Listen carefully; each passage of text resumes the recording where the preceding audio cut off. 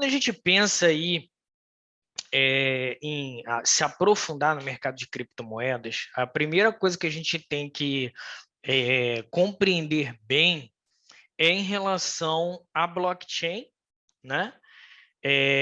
E o Bitcoin, em primeiro lugar, tá? E aí, blockchain é um termo que todos vocês já ouviram.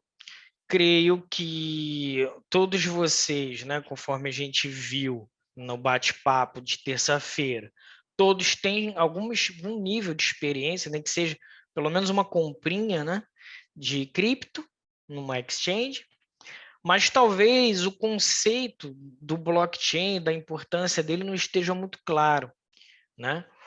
E aí, pessoal, o que é o blockchain, né? É muito simples. O blockchain é uma forma de banco de dados, só que de forma descentralizada e distribuída. Como que hoje as empresas, né, os governos, os bancos, como que todo mundo faz no seu banco de dados, né? Você tem um servidor central, então tem lá diversos computadores com uma grande capacidade de armazenamento em algum lugar do mundo, né, em alguma sala, e toda a informação de uma determinada empresa, né, fornecedores, clientes, transações, tudo que vai acontecendo no histórico das movimentações vai sendo arquivado em um servidor, em HDs, né, ou super HDs de alguns computadores. E aí, qual é o problema? O problema é que você fica na dependência desse servidor ou desses servidores, e você também, como uma forma de segurança a mais, você faz um backup, né?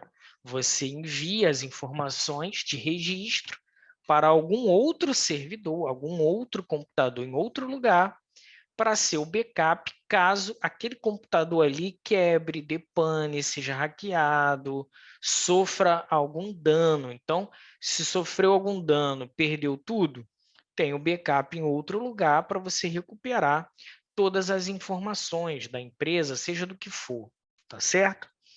E aí, a blockchain, ela de fato é uma inovação muito interessante no mundo pelo seguinte, porque a blockchain permite que nós tenhamos um banco de dados, tá? Só que, ao invés da informação ser armazenada em um único ponto, ela é descentralizada e distribuída. Então, fica uma cópia desse banco de dados em diversas partes do mundo, né?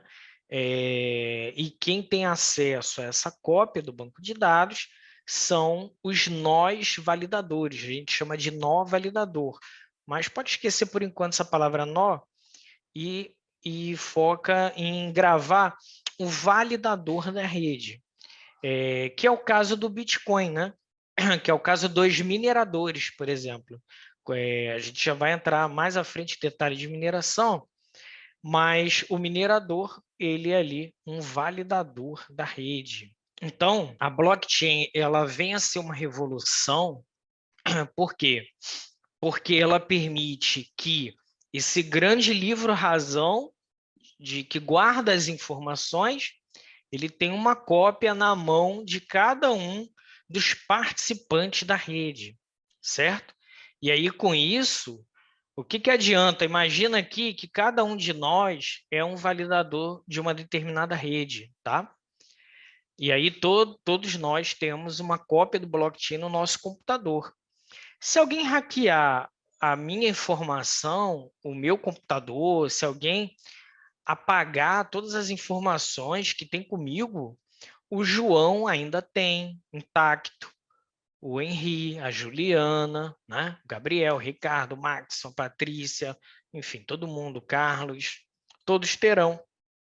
Então, a informação está preservada.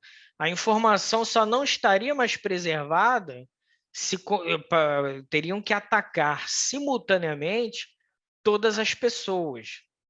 Agora, você imagina uma blockchain que tem, por exemplo, 5.000 validadores. Como que alguém conseguiria atacar, né, todos ao mesmo tempo? Então, a blockchain, ela justamente traz um nível de segurança em que a gente não precisa confiar em um único equipamento, uma única pessoa, uma única empresa. Não, é descentralizado e distribuído. Então, isso é algo inovador porque não era algo que vinha sendo utilizado dessa maneira, uma tecnologia dessa forma, né? A gente vai ver diversos exemplos. Um que eu já quero dar logo de início é, por exemplo, a blockchain da Algorand. A blockchain da Algorand, que é uma rede que a gente vai estudar, vai passar aí ao longo do curso, ela está sendo utilizada lá em El Salvador, né? Para quem está mais ligado aí no mercado cripto, já sabe, já soube, né? Viu em algum portal de notícia que El Salvador foi aí o primeiro país que adotou o Bitcoin como uma moeda de curso legal. Então, todos os cidadãos têm carteira agora de Bitcoin, todas as padarias, supermercado, farmácia aceita Bitcoin como pagamento, né? E o governo está incentivando fortemente o uso do Bitcoin. Mas o que muita gente não soube é que o país está digitalizando toda a documentação do país, todo o sistema de identidade dos cidadãos, né? Tudo relativo ali ao documento do governo referente aos cidadãos estão indo para a blockchain da Algorand.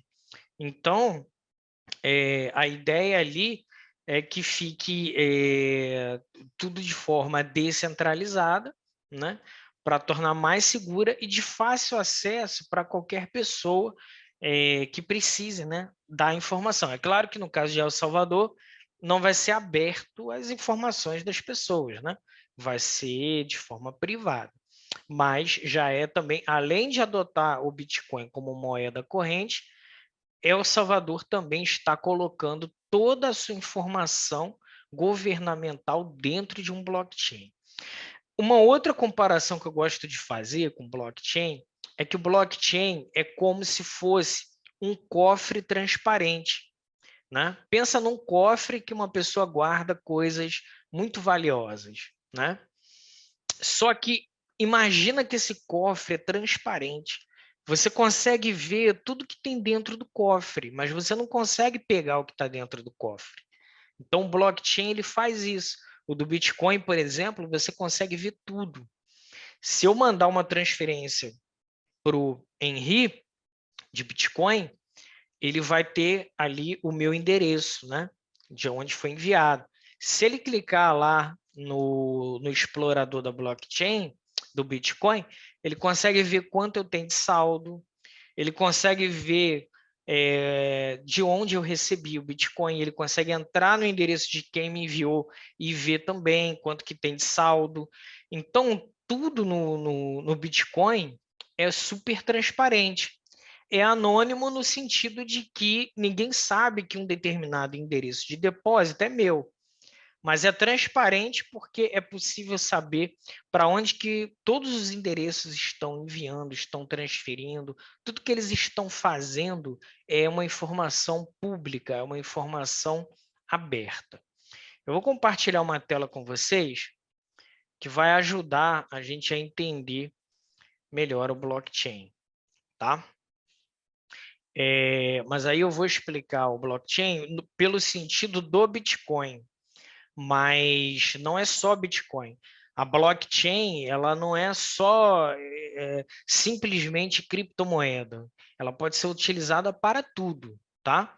Ela pode ser utilizada, por exemplo, para substituir o setor de cartórios, né? Para substituir bancos de dados de hospitais, por exemplo, Detran, né?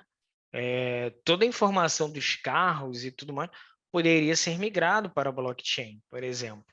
Mas aqui eu vou primeiro para a gente compreender o funcionamento da blockchain do Bitcoin. Então, por exemplo, nesse slide aqui, né, ó, Bernardo envia dinheiro a João. Então, Bernardo quer fazer uma transferência de Bitcoin para João. Aí, o que, que acontece, né? Quando o Bernardo, que comprou o Bitcoin na Exchange, por exemplo, né? Bernardo comprou o Bitcoin na Binance. Só que ele resolveu comprar um carro do João e quer pagar com Bitcoin. Então, ele vai lá e solicita o envio de meio BTC, por exemplo. Carrão, né? Meio BTC. Mandou. Aí, o que, que acontece? O pedido de transação é transmitido para a rede. Então, ó, cada um desses quadradinhos aqui que vocês estão vendo, imagina que são os validadores da rede. Então, quando o pedido é enviado de transferência, ele vai para o que a gente chama de mempool. O que é a mempool? A mempool é uma grande piscina de transações, onde as transações ficam aguardando para serem validadas, né? e inseridas dentro do blockchain. Então, o pedido de transações do mundo todo fica ali numa fila, né? E aí, esse pedido é enviado, né? Todo mundo consegue ver essas transferências. Todo mundo que eu digo assim, os validadores da rede, eles conseguem ver, tá? Todos os pedidos de operação. Depois, a transação ela é validada, né? Pelos nós da rede, por esses validadores. A transação é empacotada num bloco, o bloco vai para a corrente de blocos e depois que é inserido, de fato, na blockchain, João recebe o dinheiro. Mas calma, vamos por partes aqui para a gente entender cada ponto. Então, o que acontece? No caso do Bitcoin, quem são os validadores da rede? Validador da rede é aquela pessoa, tá? Que ela vai exercer um trabalho para garantir a segurança e o funcionamento da rede do Bitcoin, que é os mineradores, que são os mineradores, tá? O que a pessoa precisa para ser um minerador? No caso do Bitcoin, ela precisa de computadores, e hoje em dia, computadores muito potentes, né? Hoje em dia, na realidade, existe um computador específico para minerar, os anti-miners, né? Tem, inclusive, fabricantes de computador que desenvolveram computadores específicos só para minerar. E aí, como é que funciona?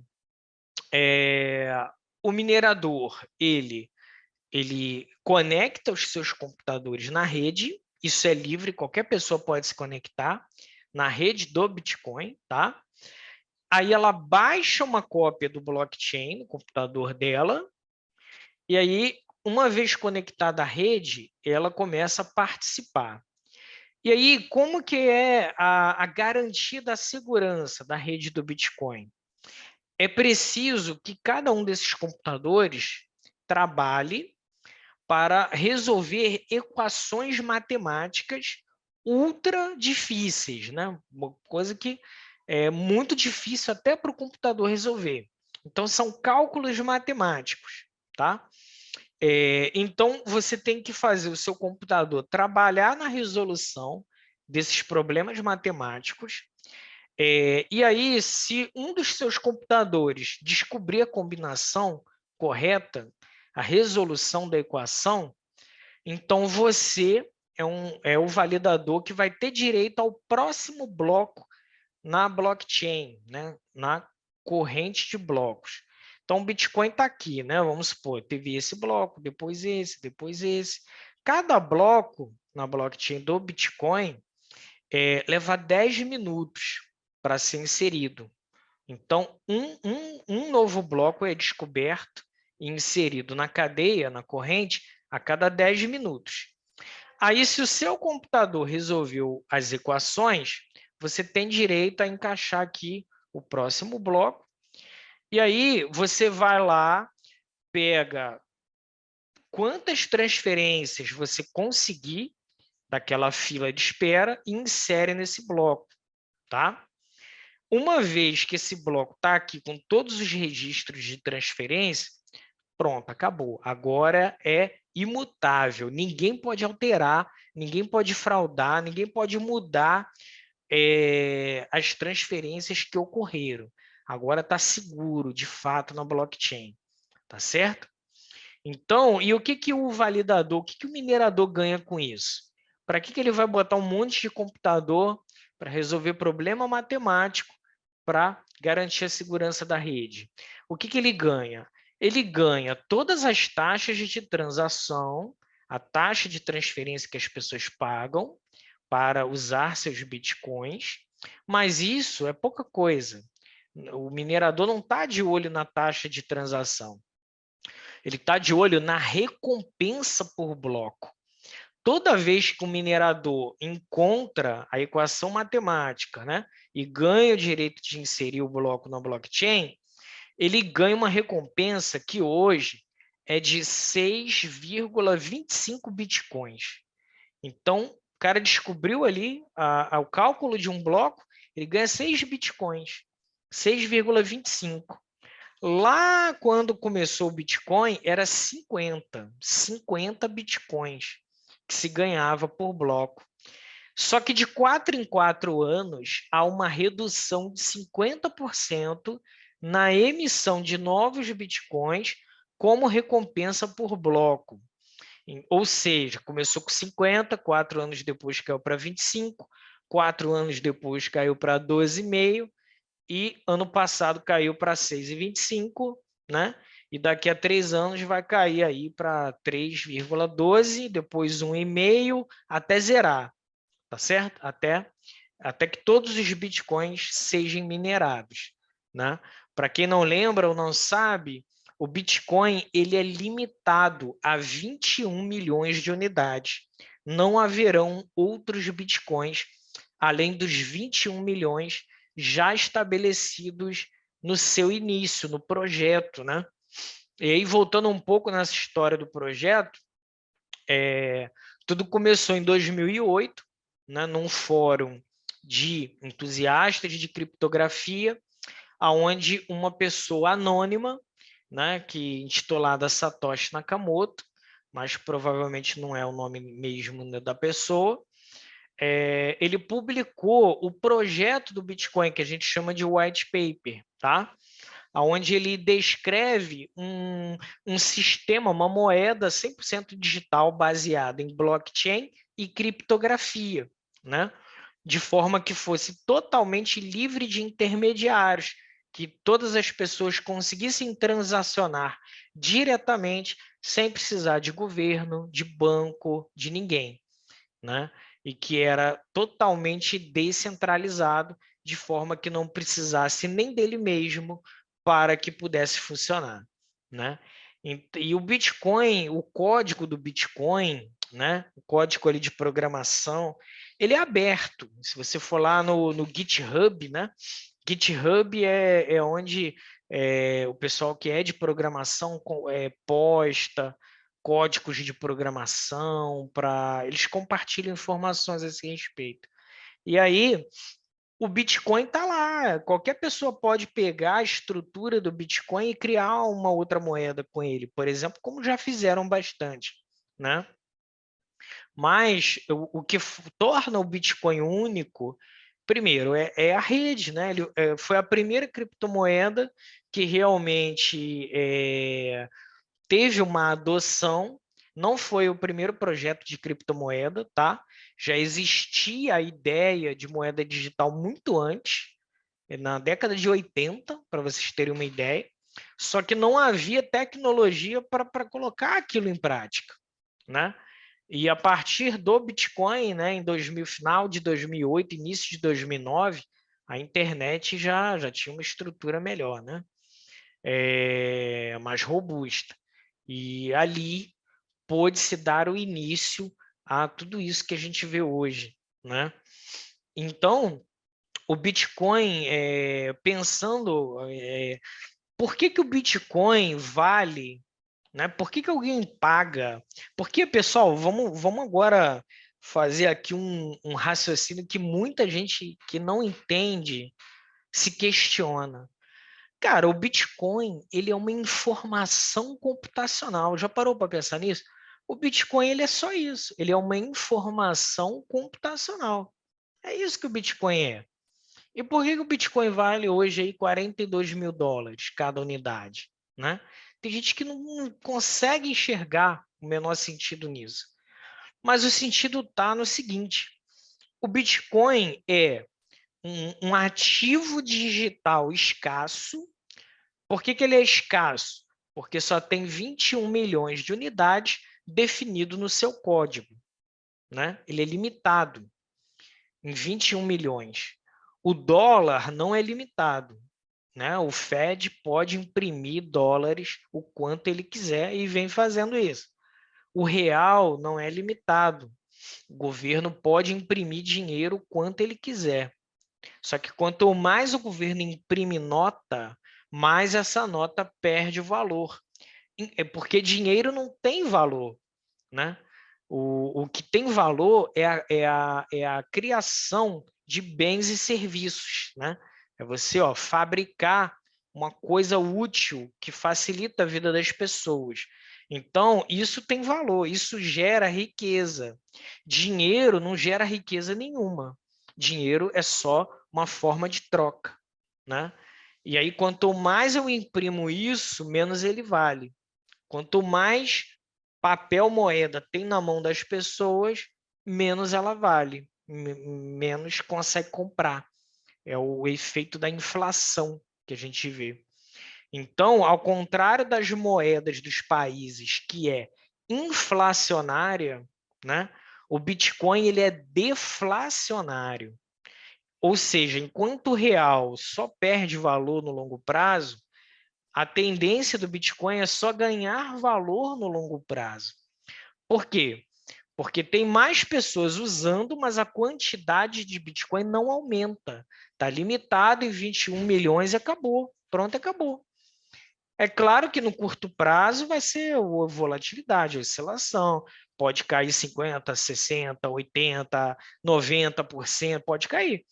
Mas no longo prazo, a tendência é que ele sempre irá se valorizar, porque ele foi matematicamente projetado para que isso acontecesse, entende? Então, a primeira característica de valor do Bitcoin, ele é escasso e deflacionário. Uma segunda característica principal, vou começar pelas principais, escasso e deflacionário. Segunda característica, ele é independente, ele é livre de qualquer governo, né? Então, outro dia eu estava vendo um documentário na HBO, Confisco, não sei se vocês já viram.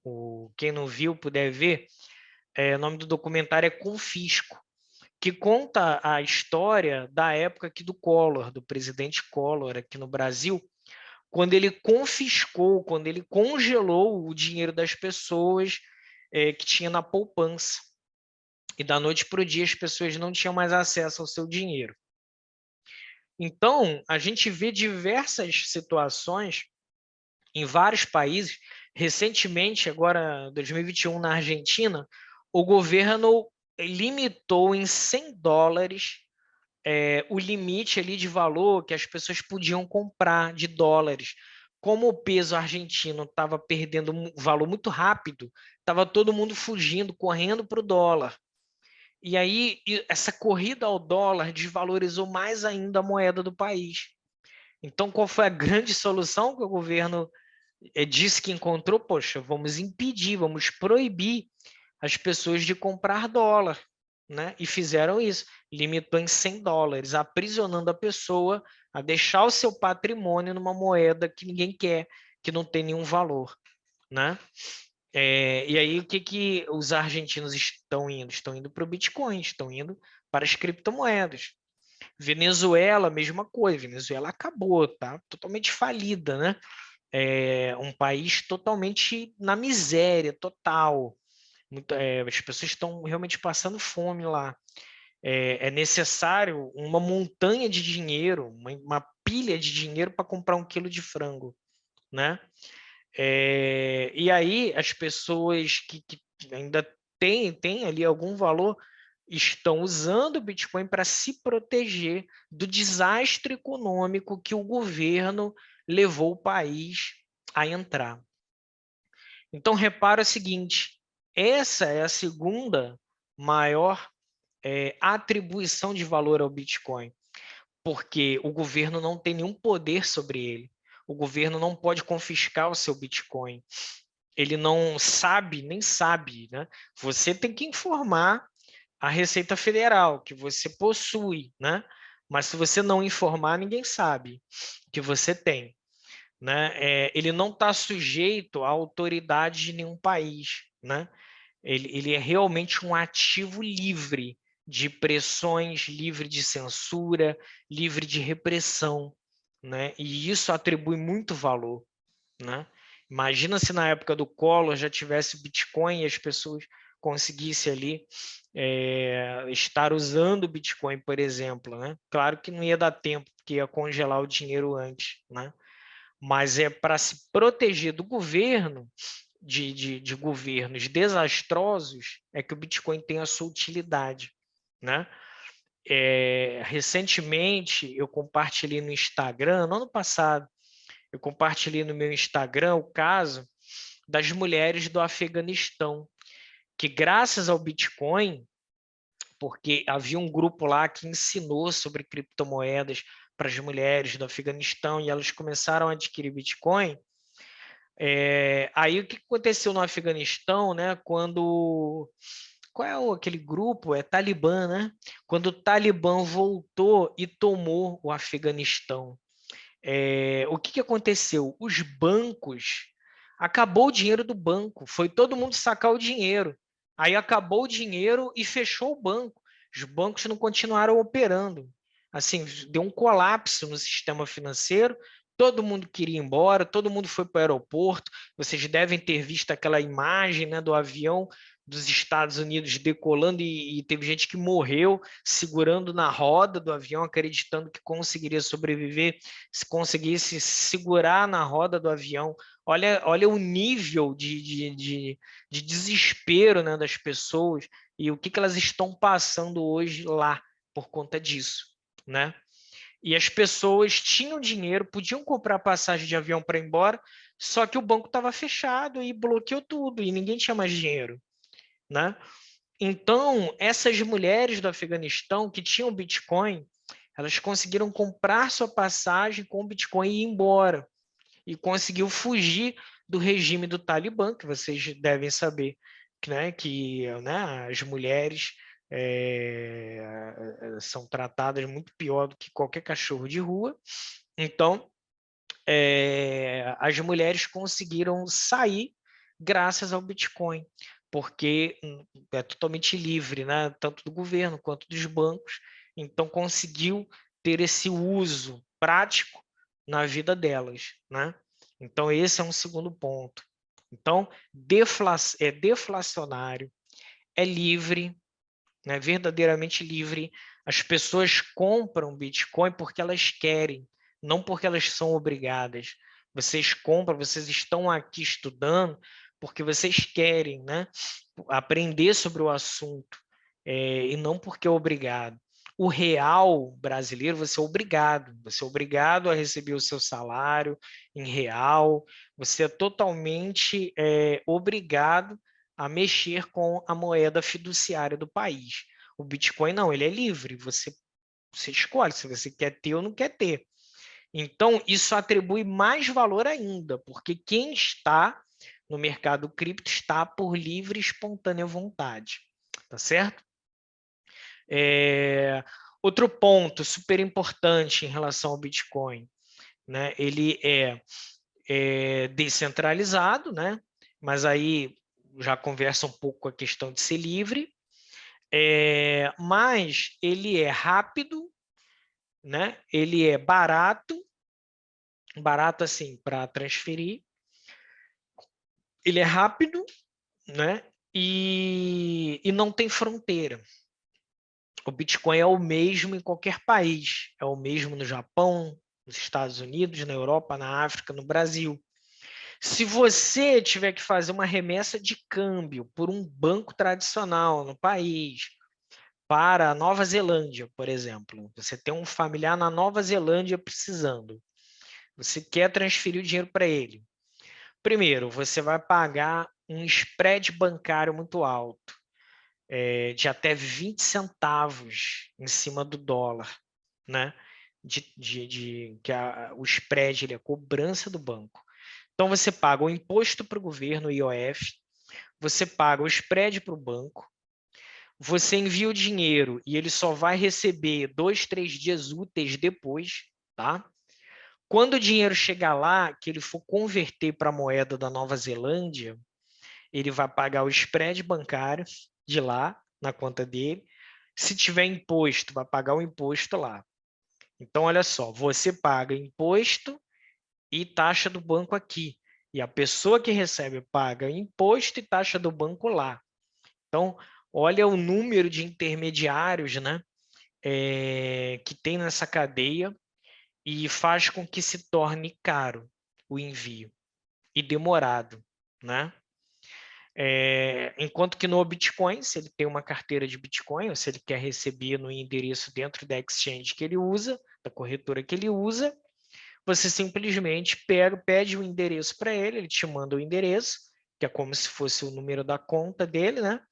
E você vai lá e envia, faz a transferência pela sua carteira ou pela sua exchange, você faz o envio, que aí em coisa de, no máximo, 1 hora já está validado e cai aí lá no saldo dele, tá certo? Então, nota que não teve nenhum intermediário, não teve nenhum pagamento de nenhuma taxa, exceto a taxa da rede que você vai pagar, você que está enviando. E que atualmente não dá nem $2 atualmente. É claro que essa taxa oscila, não é fixa, tá? Nos momentos de estresse, de muita utilização do Bitcoin, pode chegar a $30. Já chegou no passado. Mas hoje não está nem $2, até menos, tá? Então, mas vamos imaginar que você pagou $2. Então, imagina que você mandou 1 milhão, equivalente a 1 milhão de dólares, e você paga $2 para fazer esse envio do Bitcoin. Se você quiser enviar 1 milhão de dólares de transferência por banco, nossa, você vai pagar muito dinheiro.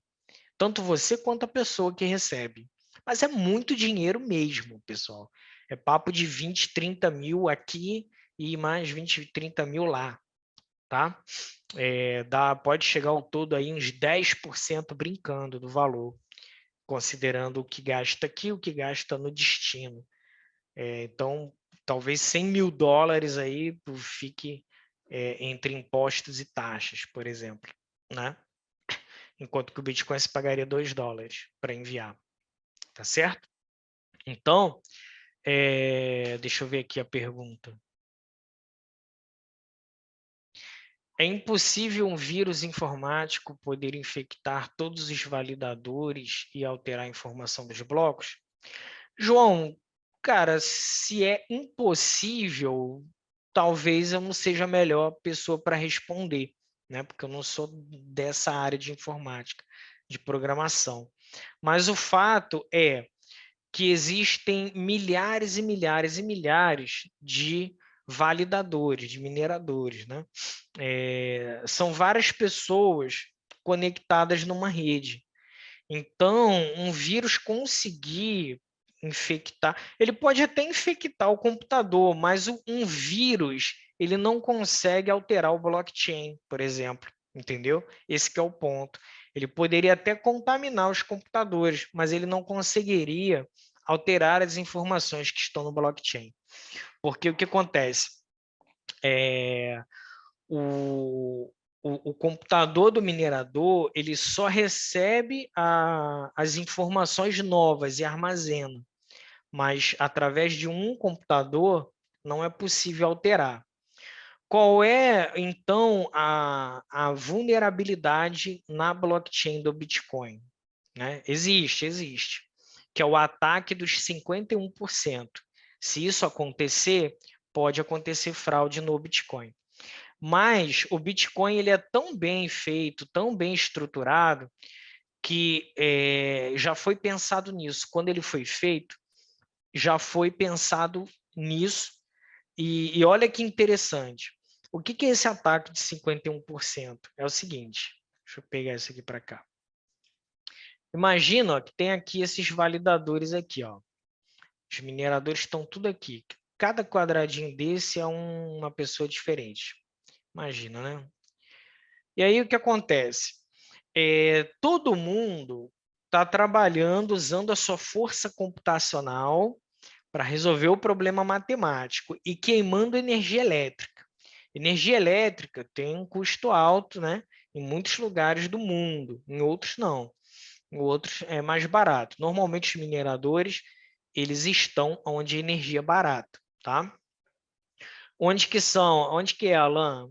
Era na China, no norte da China, mas não tem mais ninguém lá. Os mineradores foram banidos da China, né? Mas tem Islândia, tem Venezuela, Paraguai, entre outros países, Estados Unidos, acho que Canadá também. Então, tem diversos países que têm uma energia elétrica bem barata, né? Um custo baixíssimo. Cazaquistão também tem uma energia elétrica bem barata e eles se concentram lá, né? E aí, de preferência, eles querem um lugar que seja uma energia barata e que seja um país frio, de preferência, porque isso ajuda mais ainda na economia. Eu vou mostrar a foto para vocês de um galpão de mineração daqui a pouco. Então, o que acontece? Aí está todo mundo aqui ó, trabalhando a favor da rede, né? Gastando aí força computacional, gastando energia elétrica para resolver os cálculos matemáticos e ganhar a recompensa do bloco. Mas tem um cara interessado em fraudar, tem um cara interessado em roubar. De repente, alguma baleia transfere 100 mil bitcoins para alguém e ele pensa assim, caramba, pô, acho que eu quero roubar essa transação aí. O que ele precisa para ele conseguir fazer um ataque no Bitcoin? Ele precisa, né, esse operador mal intencionado, ele precisa ter 51% de toda a força computacional do Bitcoin, né? E por algum tempo. Né? Então, se ele conseguir ter 51% de toda a força computacional, ele consegue reverter a blockchain e pegar esses 100 mil bitcoins e enviar e desviar para algum lugar, por exemplo. Ele pode fazer isso, né? Ele poderia fazer isso se ele tivesse 51%. Mas o que aconteceria se ele fizesse isso? Primeiro, os outros validadores, aquilo ali não passa despercebido. Os outros validadores iam ver um erro e iria saber que houve algum ataque à rede. Quando isso acontecesse, o preço do Bitcoin poderia despencar, tá? Então, o cara desviou o Bitcoin, mas ele teria agora 100 mil Bitcoins que valeriam muito menos do que antes, tá? Esse é o primeiro ponto. Então, isso já desestimula um pouco, porque ele sabe que ainda que ele roube alguém, esses Bitcoins que ele pegou vai se desvalorizar rapidamente, porque outros validadores, assim que descobrir, vai acabar vendendo tudo que tem imediatamente, tá?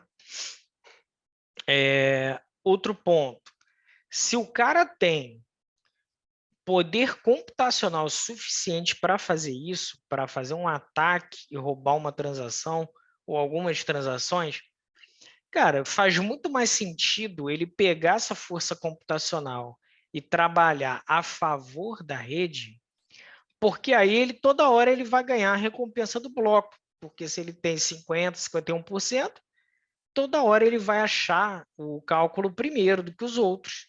E de 10 em 10 minutos, né, que é o tempo de emissão de cada novo bloco, de 10 em 10 minutos ele ganha 6,25 bitcoins. Então, repara que o protocolo ele foi criado para que não precisasse depender da honestidade de ninguém. Ele é matematicamente projetado para fazer com que a pessoa, né, logicamente entenda que é muito mais jogo para ele trabalhar a favor da rede do que contra. Porque se ele tem força computacional suficiente para atacar, ele vai ganhar mais dinheiro ajudando, minerando, porque aí de 10 em 10 minutos ele ganha 6 bitcoins. Então, esse modelo de consenso aqui é um modelo de teoria dos jogos, chamado de problema dos generais bizantinos, né? Depois, se tiver curiosidade, joga no Google, problema dos generais bizantinos, que você vai entender essa lógica em teoria dos jogos. Mas a lógica é essa, é fazer de um jeito que ninguém vai pensar em derrubar, fraudar, porque não vale a pena. Porque vale muito mais a pena financeiramente ajudar, contribuir, trabalhar a favor do que contra. Tá? Então, aí muita gente que é crítico do Bitcoin fala, né? Ah, o Bitcoin não é verde, não é sustentável, o Bitcoin gasta muita energia elétrica. Ele nem gasta tanta energia elétrica assim, comparado ao setor bancário, a diversos outros setores da economia. Mas ele sim queima muita energia elétrica e, a princípio, a troco de nada, né? Vamos ser sinceros, a gente vai pegar um monte de computador, vai botar para funcionar, vai gastar energia elétrica só para ele resolver cálculos matemáticos, mais nada. Mas são a resolução desses cálculos matemáticos que garante a segurança do Bitcoin. Então, quanto mais energia elétrica estiver lá queimando, mais segura a rede vai estar. Então, o custo da energia elétrica para minerar é o preço a se pagar pela altíssima segurança que o Bitcoin nos proporciona. Entendeu? A gente vai estudar outras criptomoedas aqui que não minera, que não precisa de computador para minerar. E aí a gente vai ver que é menos seguro, né? Então, o Bitcoin ele é extremamente seguro. Talvez ele seja, talvez não, com certeza ele é a criptomoeda mais segura que existe.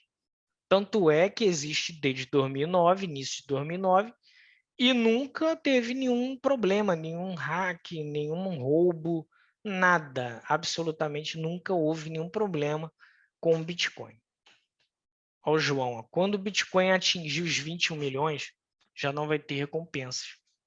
Nessa altura, quem vai fazer a validação? Ótima pergunta, João. A mineração vai continuar existindo, tá? Vai continuar existindo. Porém, não vai ter mais recompensa por bloco.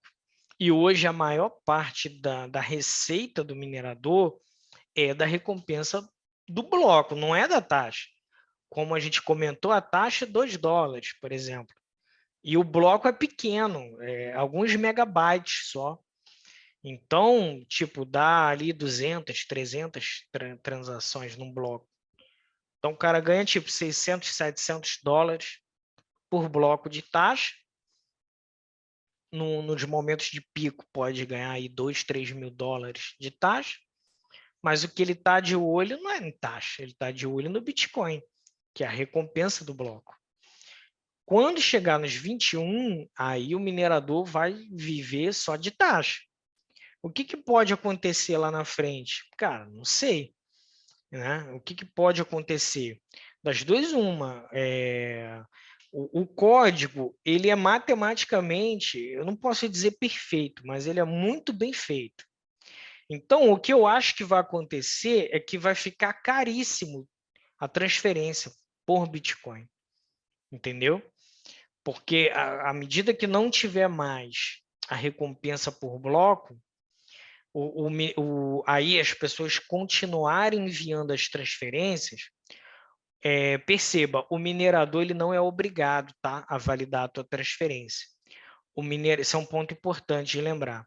O minerador ele escolhe qual transferência ele vai colocar no bloco.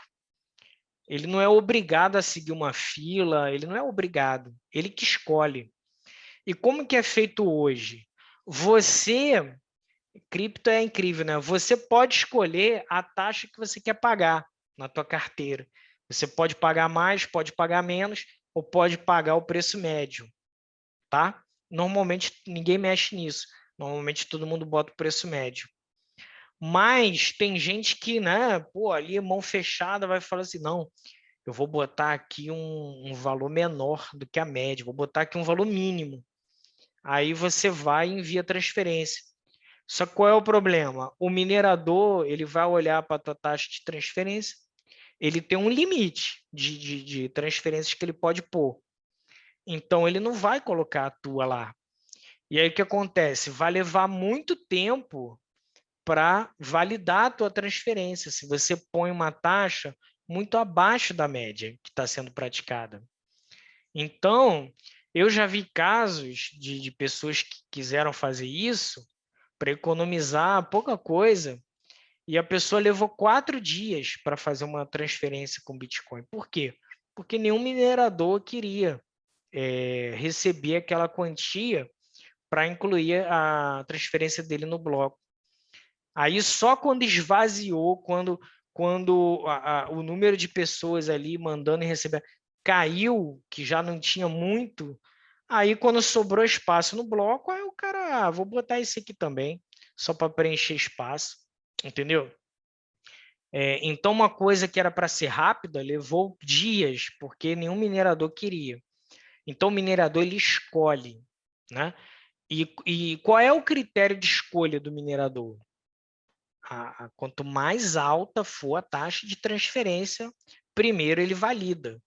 Então, se você quiser que uma transferência ocorra rapidamente, você tem que pagar mais taxa, tá? Por isso que o Ethereum, a rede do Ethereum é altíssima, né? Na rede Ethereum, às vezes você paga $100, $200 para fazer uma transação na rede. Por quê? Porque a utilização está intensa, os mineradores praticamente não dão conta, então entra na fila e eles vão pegando só quem está pagando bem, quem está pagando mais. É um sistema de leilão, né? Oferta e demanda. A demanda está muito grande de gente querendo usar e então dá para escolher o que eu vou colocar, entendeu? É assim que funciona. É totalmente aberto, é um mercado aberto.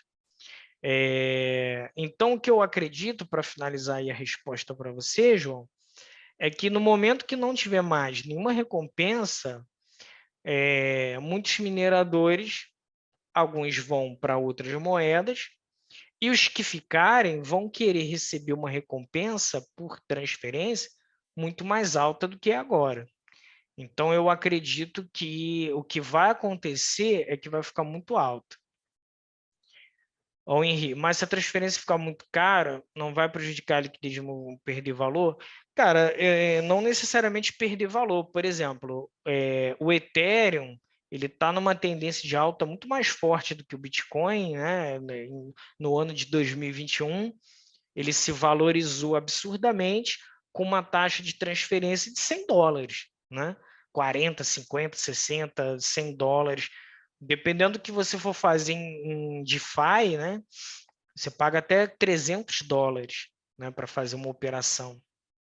E ninguém está deixando de usar por causa disso, né? E o preço não caiu, o preço, pelo contrário. O Ethereum fez topo histórico esse ano. Então, o que eu acho que vai acontecer é o seguinte: eu, sinceramente, minha opinião, posso estar errado, mas eu acho que o Bitcoin no futuro ele não vai ser uma moeda. Ele não é uma moeda, né? Ele é um ativo digital, uma reserva de valor. Eu acredito que o Bitcoin cumpre muito melhor o papel de reserva de valor do que moeda. Existem várias outras criptomoedas muito melhor do que o Bitcoin para ser moeda, tá?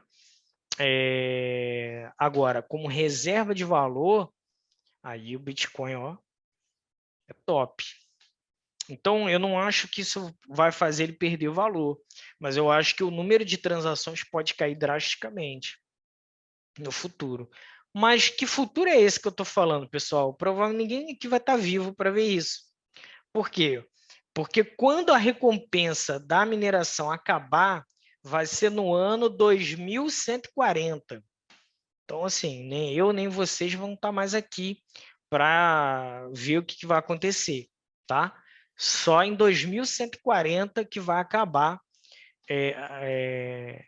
a recompensa de mineração. Quando você compra, por exemplo, numa exchange, nada está acontecendo no blockchain, tá? A exchange, ela detém ali os criptoativos e ela só troca ali de mão o saldo. Ó, o saldo saiu desse, foi para esse. Mas a criptomoeda não se mexeu. Não existe, por exemplo, as exchanges centralizadas, como Binance, aqui no Brasil, o mercado Bitcoin, Bitcoin Trade, Foxbit, elas ficam com a cripto, tudo para ela. Você não tem cripto quando você está numa exchange. O que você tem é uma informação de que você tem, mas você não tem. Quem tem é a exchange. Se a carteira da exchange for hackeada, for roubada, ela não tem mais como te pagar, né? Então, esse é até um dos riscos, né? A gente vai falar bastante risco ao longo do curso, né? Porque ainda é um mercado, né, não regulamentado, deve sair uma regulamentação. Quer dizer, foi aprovado agora, só que tem ainda o Banco Central ainda vai estruturar tudo, como vai ser, talvez só em 2024. Mas se uma exchange hoje é hackeada, não existe nenhuma garantia, ela não tem como te pagar, entendeu? Você vai ficar no prejuízo, né? E o Bitcoin está com ela, não está com você. Ele só está com você quando ele está na sua carteira pessoal. Aí a moeda é sua. Quando você usa uma exchange, você não tem criptomoeda alguma. Quem tem é a exchange, que você está confiando que ela vai te dar aquele saldo, seja em reais ou em cripto, se você pedir o saque, né?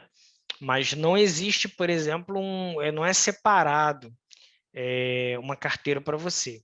Então, nesse sentido, você não paga taxa quando você compra e vende uma moeda na exchange.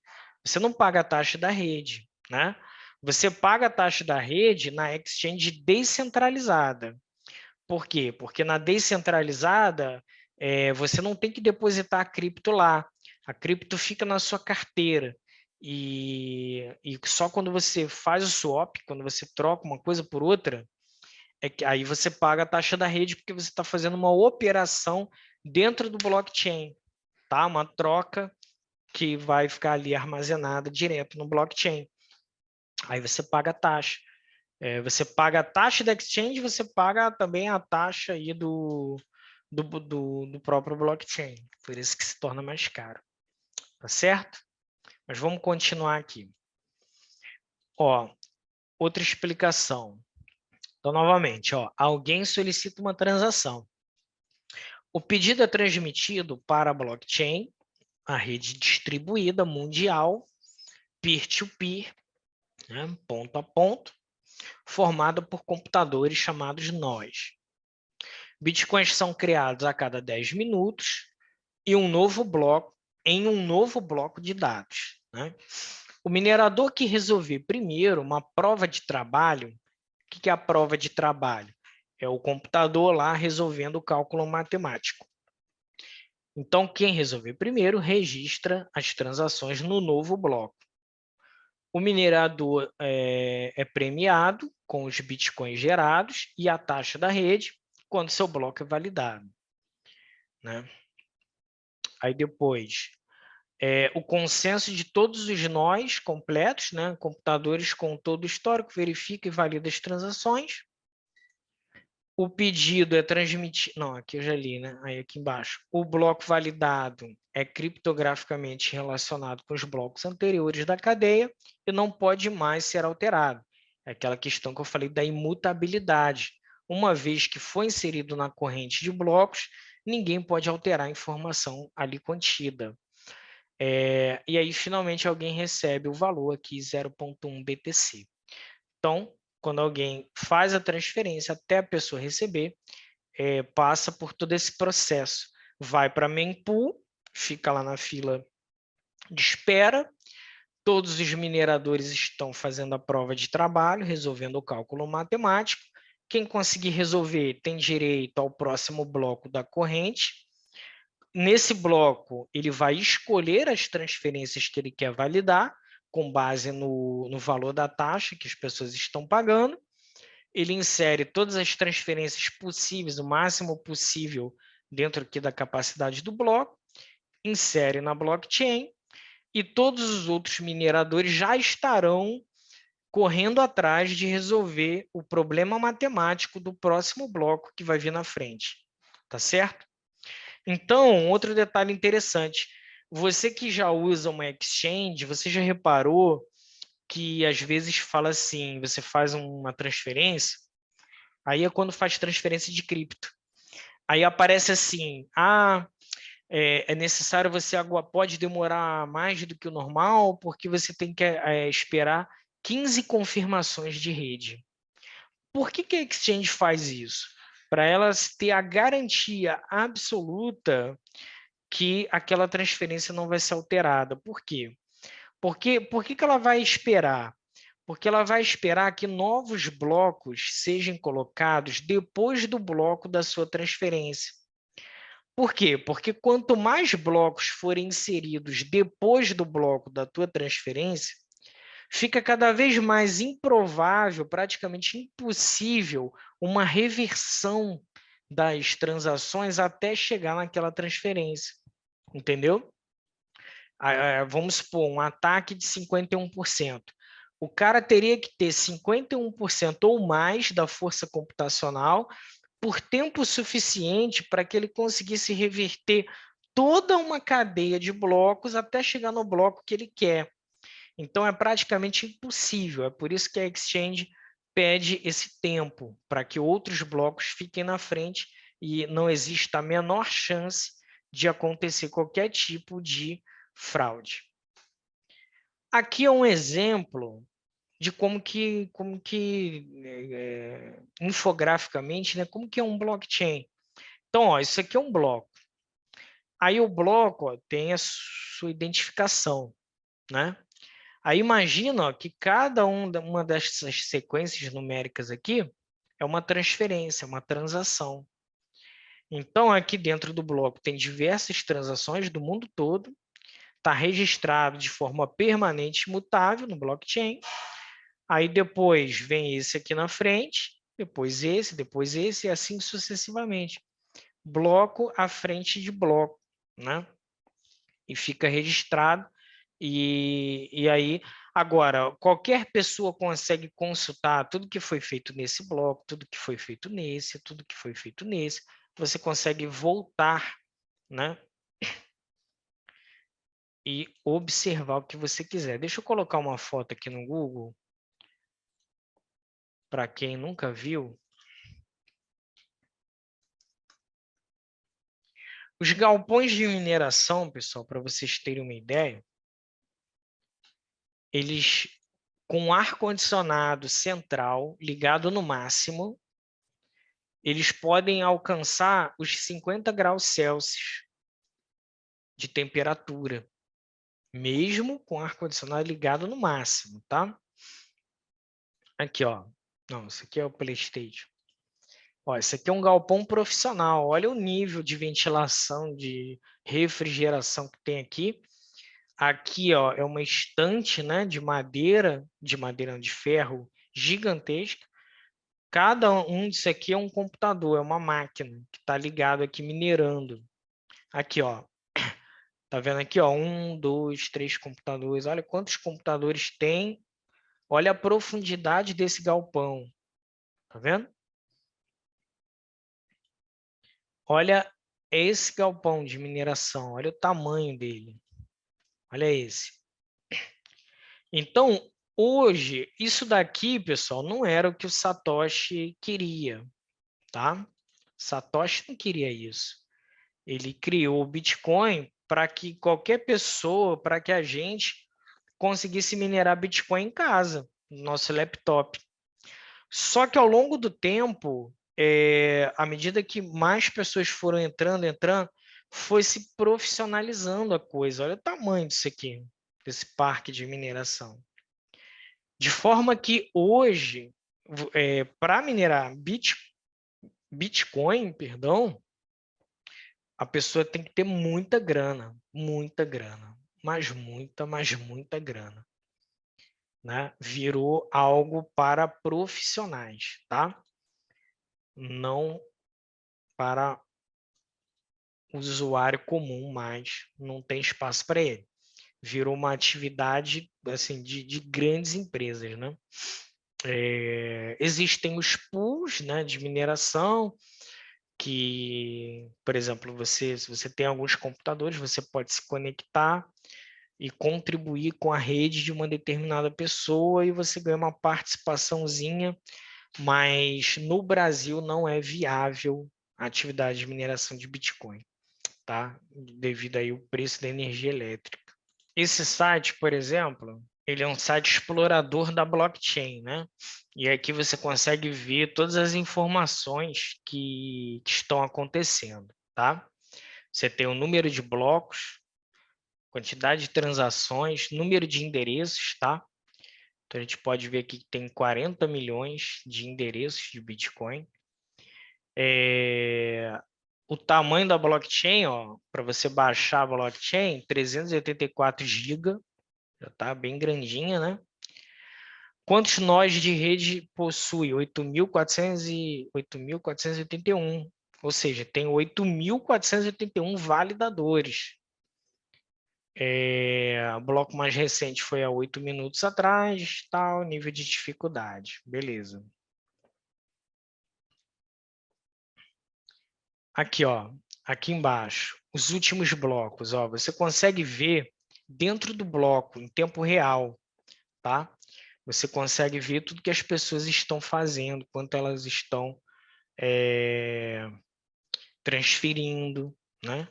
Então, por exemplo, vou clicar aqui numa transação, tá? Então, esse aqui é o hash da transação, é tipo que identifica a transferência, tá?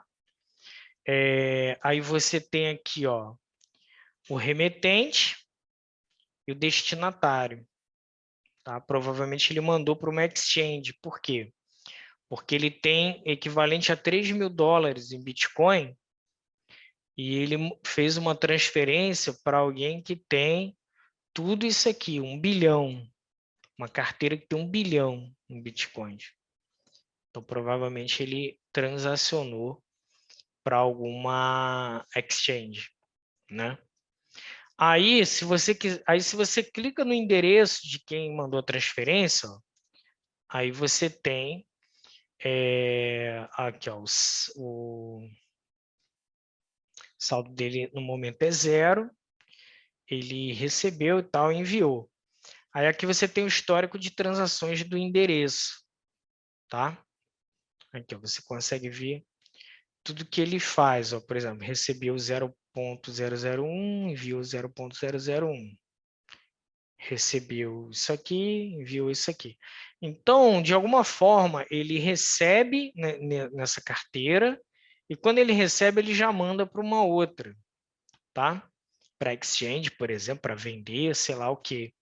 Né? De repente, ele recebe, tem ganhos em Bitcoin, ele transfere para exchange e vende, tá? Mas o saldo hoje é 0 dessa carteira. Então, repara o seguinte, eu sei quanto ele tem, eu sei para onde ele está mandando, mas eu não sei quem ele é. É anônimo, certo? Então, assim, a Receita não tem como descobrir, por exemplo, não só a Receita, como qualquer pessoa. Não tem como saber a identidade por trás desse endereço. Agora, a partir do momento que esse endereço manda Bitcoin para uma outra pessoa e essa outra pessoa vende na exchange, manda para a exchange e vende, uma exchange centralizada, né, que verifica lá a identidade, o endereço, o e-mail, aí pronto, aí qualquer órgão governamental que tiver uma equipe, né, que trabalhe com blockchain, opa, Vamos pegar esse cara. Aí pega esse cara que vendeu na exchange e fala, ó, olha só, você recebeu Bitcoin desse endereço. Quem é essa pessoa? Entendeu? Esse que é o ponto. Então, assim, se caso houver uma desconfiança, alguma investigação que já tenha mapeado esse endereço, um determinado endereço, aí teria que ficar investigando até que alguém que recebeu dinheiro desse endereço venda na exchange, para tentar chegar até o dono do endereço. Só assim. Então, repara que tudo é público, tudo é aberto e público, mas ninguém sabe quem é quem aqui dentro. Você tem isso aqui, ó, o número do endereço, mas você não sabe quem é, tá? Então, por isso que é anônimo, porém, é totalmente transparente. Então, eu vejo algumas pessoas falarem em relação à lavagem de dinheiro com Bitcoin e crimes. E aí, uma coisa que eu te falo, o criminoso que usa Bitcoin, ele está dando tiro no pé, ele é burro, né? Essa que é a verdade, porque em algum momento ele vai ser pego, porque tudo que ele faz está lá de forma imutável, ele está produzindo provas contra ele mesmo, entendeu? Porque no dia que chegarem a alguém, é só ir né, investigando até chegar na pessoa que a polícia quer, por exemplo. Então, assim, existem criptos 100% anônimas. Por exemplo, Monero. A Monero, você não consegue, ela embaralha as transações, o endereço. O endereço, ele tem o explorador do blockchain, só que você não consegue identificar o endereço que mandou nem o que recebeu. Há um embaralhamento, um cruzamento dos dados. Só quem recebeu e quem mandou é que sabe da transação, ninguém mais. Ninguém consegue identificar quem é quem. Então, a Monero, sim, no caso, por exemplo, de um criminoso, de lavagem de dinheiro, a Monero seria a cripto, né, vamos dizer assim, que melhor atenderia esse interesse, né, de ocultar as transações, porque o Bitcoin ele não tem como ocultar, ele é totalmente transparente para sempre. Se eu quiser aqui, eu posso voltar no primeiro bloco do Bitcoin, lá em janeiro de 2009, e eu consigo saber a carteira do Satoshi, quanto tem, para quem que ele já mandou, para quem não mandou. Eu consigo ver tudo, entendeu? Algumas carteiras são identificadas, tá? Carteiras da Binance, assim, porque devido à movimentação já se descobriu de quem são essas carteiras e tem alguns sites que já vem escrito de quem é, entendeu? Mas só de exchange que vem escrito, tá? Mais nada. Então, o Henrique, é, é anônimo até o momento que chega numa exchange centralizada que verifica a identidade da pessoa. É por isso que muita gente tem ido para o DeFi, porque no DeFi você usa a corretora, a exchange, sem fazer nenhum cadastro. No DeFi não existe cadastro. Você conecta a tua carteira de cripto na exchange e usa. Ninguém sabe quem você é. Na exchange centralizada, você tem que, né, mandar teu documento, tirar tua foto, tua selfie, segurando a identidade. Então, tem todo um critério de verificação. No DeFi, isso não acontece. Você interage com exchange, com corretora, sem precisar fazer nenhum tipo de identificação, tá? Então, só voltando àquela história da mineração, o Satoshi não queria isso, né? Mas o Bitcoin acabou aí centralizando, né? Isso daí. Não só isso. Na próxima aula a gente vai falar de centralização, descentralização, vocês vão entender melhor. Pessoal, contratos inteligentes. Então a gente explorou bastante o Bitcoin, né?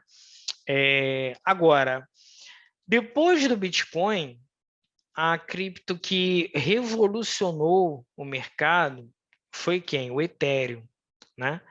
Porque a blockchain do Ethereum vai muito além do que o Bitcoin faz, né?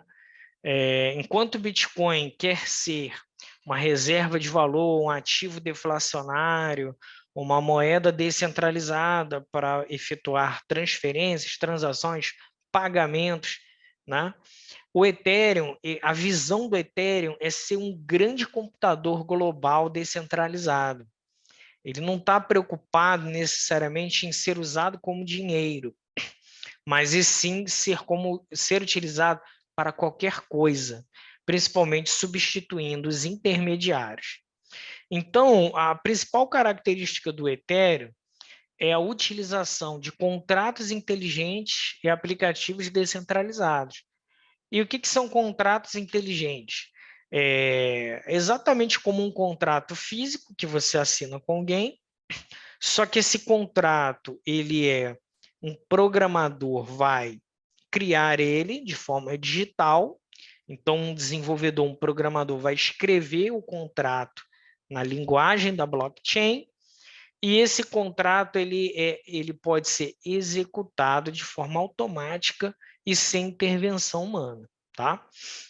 Então, quais as diferenças? O contrato tradicional, você tem aí de 1 a 3 dias para criar.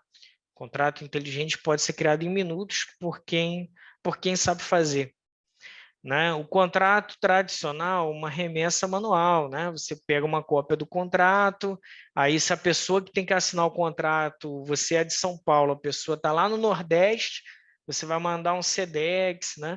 Pois não, você vai mandar um e-mail, mas às vezes se for original, a pessoa manda por e-mail, mas a pessoa tem que imprimir, assinar, reconhecer firma no cartório, mandar a assinatura original para o SEDEX, esse tipo de coisa.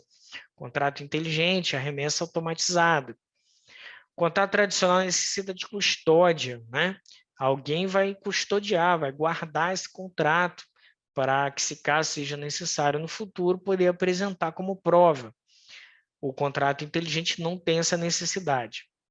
O contrato tradicional tem alto custo, né? Por tudo isso que eu falei. O contrato inteligente tem economia de custo. O tradicional, assinaturas presenciais.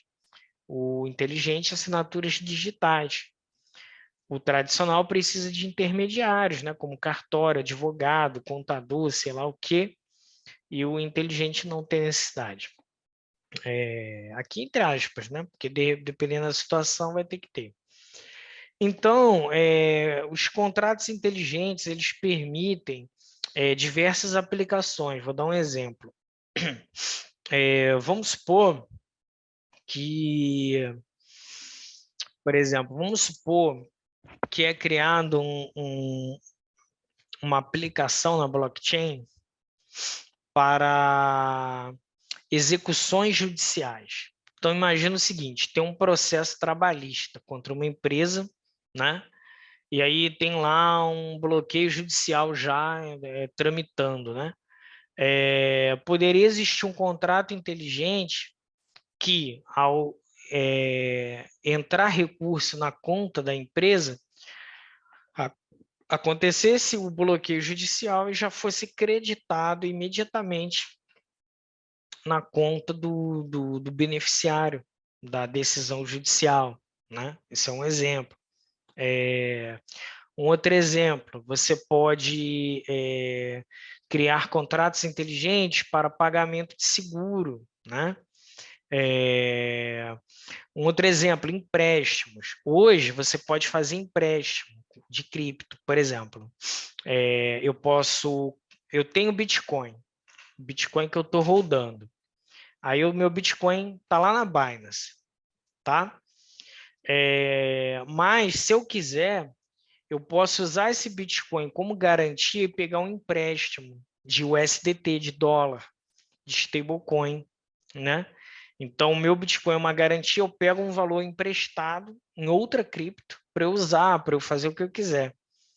Só que existe um contrato inteligente que vai fazer o seguinte: se a minha garantia perder valor, se o Bitcoin cair e ele chegar a um certo nível, bem perto do valor que eu peguei emprestado, o contrato inteligente vende o meu Bitcoin todinho, para pagar o empréstimo. E eu fico só com o que sobrar, entendeu? Então, isso é sem intervenção humana. Não precisa ter um funcionário lá verificando se está na hora de executar a minha garantia ou não. É automático. Se o Bitcoin cair, bateu no valor que eu peguei emprestado, liquidou a operação, né? Eu estou falando Binance, mas isso é feito em protocolos descentralizados. Então, alguém chega lá no blockchain do Ethereum, cria uma aplicação de empréstimos, onde as pessoas depositam garantia, deposita Bitcoin, deposita Ethereum e pegam outros tokens na forma de empréstimo e pagam juros, né? E isso sem ninguém interferir. A pessoa deposita a garantia, pega empréstimo, depois devolve o valor, pega a garantia de volta e ninguém tem nada com isso. Não tem ninguém ali verificando no detalhe o que está acontecendo com esses empréstimos. Não precisa, porque já tudo foi escrito, né? Na linguagem ali no caso do Ethereum, o nome da linguagem é Solidity. Então, já teve alguém que escreveu os contratos inteligentes e o contrato inteligente executa a garantia. Ele vende a garantia se uma determinada condição for atingida. E ponto. É tudo automático, sem intervenção humana, sem necessidade de ter ninguém por trás. E aí, galera, Alan, beleza, mas ainda não está muito claro assim em que pode ser utilizado os contratos inteligentes, né? Tipos de aplicações, ó, mercado imobiliário, né?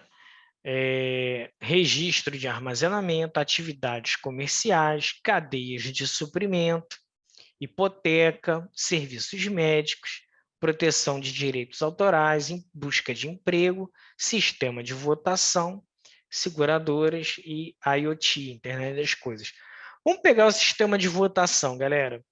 Muito se tem falado aqui no Brasil, vamos voltar a imprimir o voto impresso, né? Já tem a urna eletrônica, mas vamos também botar, além da urna eletrônica, sair o comprovante impresso do voto, né? Aí fica nessa discussão, vai, não vai, implementa, não implementa.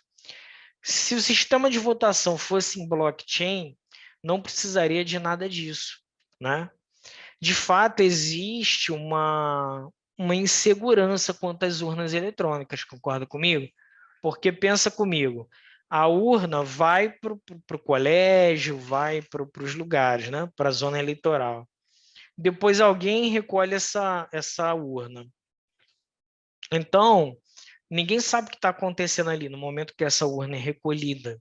Essa urna é recolhida, ela pode ser adulterada, fraudada, ela pode ser aberta. Algum hacker pode, sim, criar algum sistema de alteração dos votos, tá? Então, é algo que depende de um intermediário que vai ter a posse daquilo ali, tá? Se o sistema de votação fosse direto na blockchain, isso não aconteceria. A gente teria realmente um sistema de votação totalmente transparente, seguro, imutável, à prova de fraude, e a gente ia saber o resultado instantaneamente quando a última pessoa votasse, automaticamente, né? Porque os votos seriam computados diretamente numa blockchain que poderia ser aberta e pública, né? E todo mundo ia acompanhar em tempo real como que está a votação, sem precisar de urna e sem precisar de imprimir o papel, né?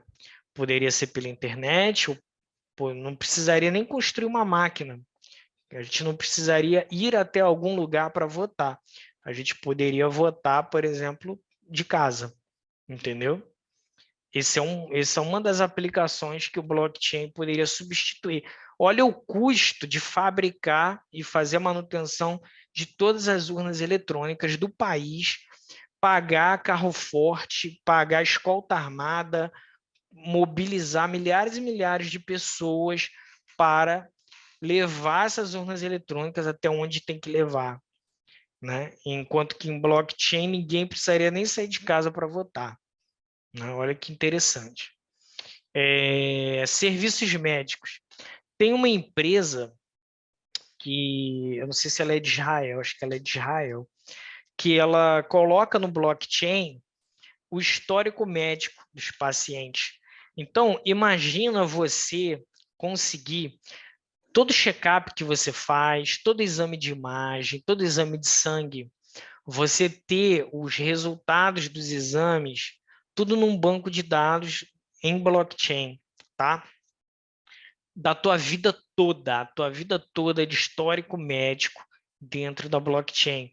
De maneira que se você viaja para outro país, você passa mal, se o médico acessar lá as suas informações, ele vai conseguir saber tudo de você, ele vai conseguir ver todos os seus exames, para saber se você é alérgico a alguma medicação ou não.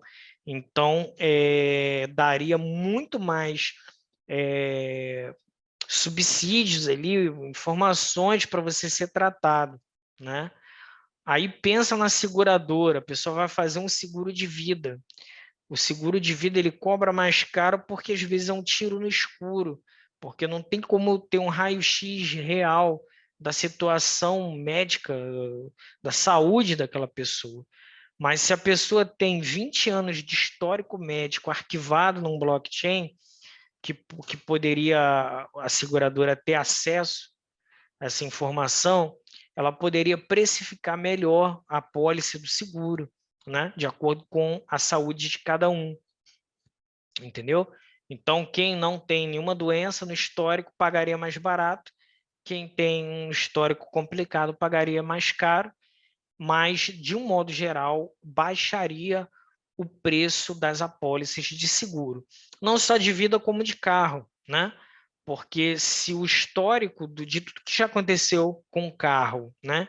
Era de um dono, foi para outro dono, foi para outro dono, já teve acidente, já teve boletim de ocorrência.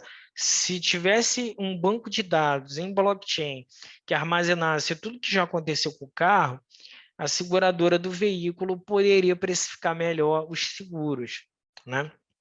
Então, eu poderia falar aqui dezenas e dezenas de casos de uso de blockchain em contratos inteligentes, né? Mas fica aí para a próxima aula, que a gente vai falar de centralização, descentralização, tá? Bem, pessoal, espero que vocês tenham gostado da nossa primeira aula, e aí na próxima aula a gente vai falar, vai entrar no detalhe, então, de centralização e descentralização, tá certo? Grande abraço para vocês, até a próxima, até terça. Tchau, tchau.